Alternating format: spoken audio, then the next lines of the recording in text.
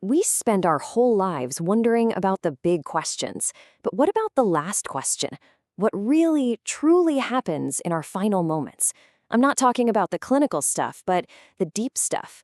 Well, the Zohar, one of the cornerstones of Jewish mysticism, it actually pulls back the curtain on this incredible mystery. It talks about a final testimony, a signature, that seals an entire lifetime. So today, let's dive in and decode the soul's last and maybe its most important act. This right here, this is our key. It's a verse from the book of Job that the Zohar puts front and center. By the hand of every person he seals. It's kind of cryptic, isn't it? But it's so powerful. It just opens up all these questions. Like, whose hand are we talking about? What is being sealed? And who's really in charge in this incredibly sacred moment?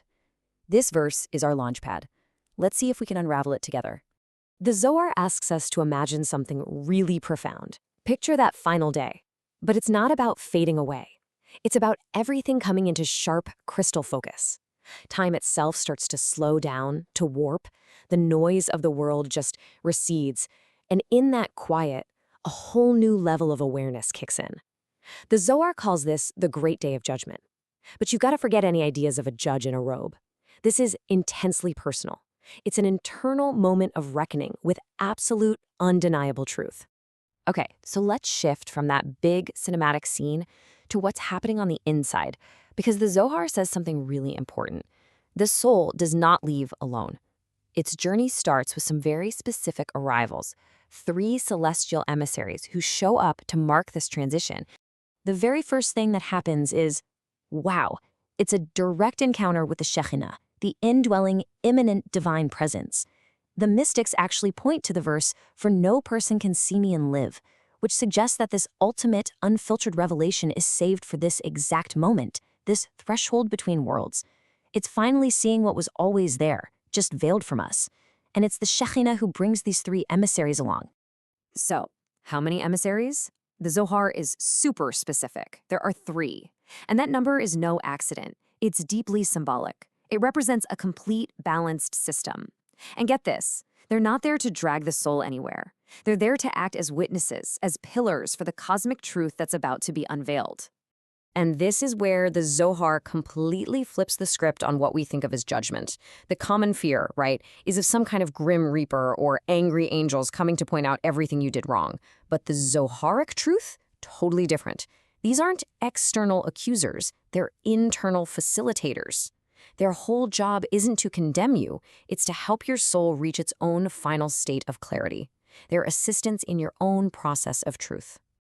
So who are these 3? Well, they basically embody the fundamental forces of reality. On the right, you've got Michael. He's all about chesed. That's loving kindness, mercy, expansion. On the left, there's Gabriel, who represents Gevura. That's strength, discipline, strict judgment, the necessary boundaries. And right in the middle, balancing them out, is Raphael, who represents Tiferet, harmony, beauty, and ultimate truth. So you see, it's not a battle of good versus evil.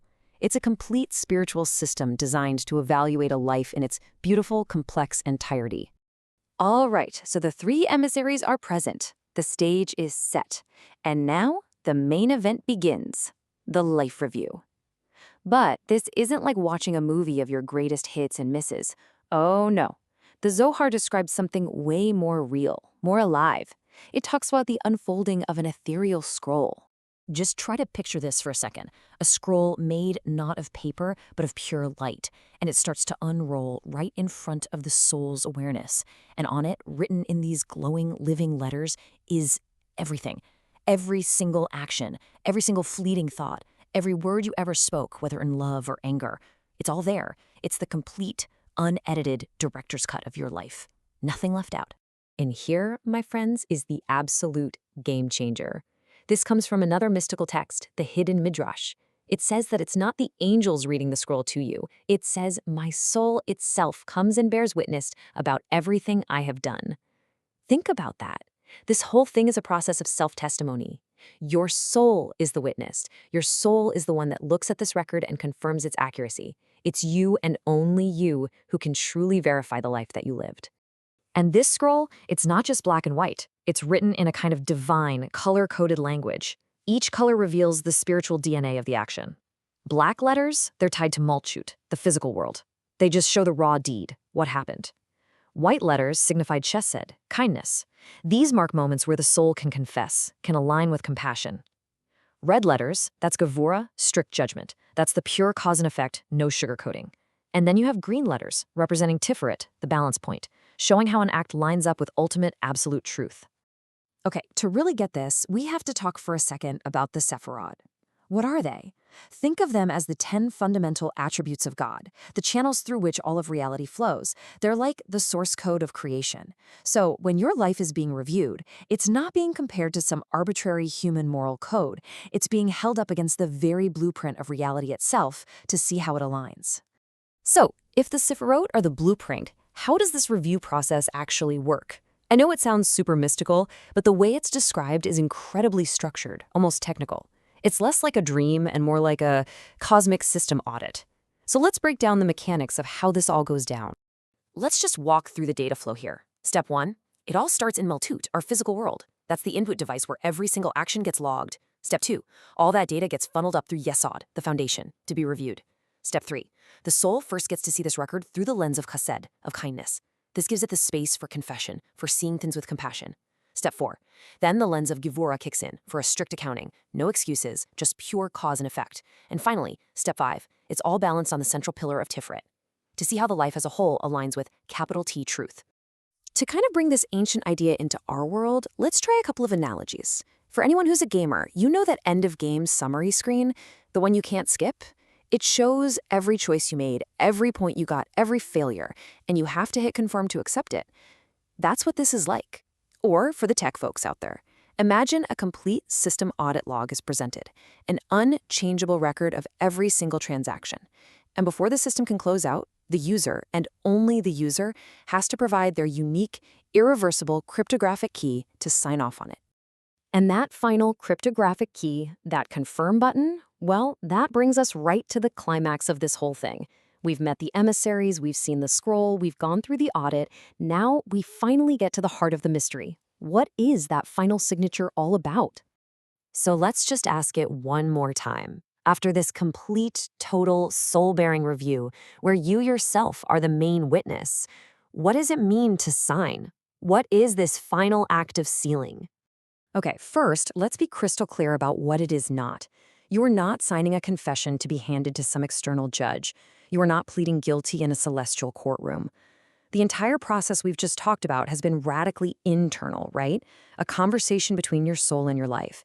And this final act is no different. Here it is. This is the heart of it. The final signature is the soul's ultimate act of self-acceptance.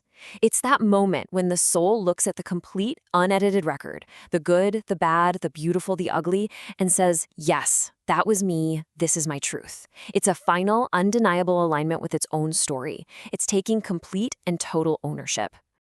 And there's a name for this concept in the texts, Yad Shomamet. It literally means the hand that signs. And it's this powerful idea that the final verdict on your life isn't something that's handed to you. It's a truth that is confirmed by the only person in the universe who can do it, you.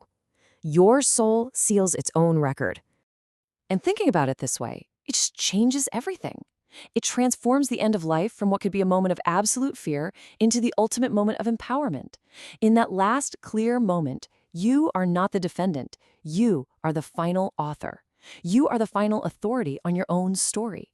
You're the one who signs off, who seals the scroll, and who confirms the truth of your own existence. Thank you for joining us for this complete journey through the Pardish. We really hope these ancient truths help you and your family improve your own dimensions this week. If you enjoyed this full chapter deep dive, please do like, subscribe, and share which part of the journey touched your soul in the comments. We'll see you in the next chapter.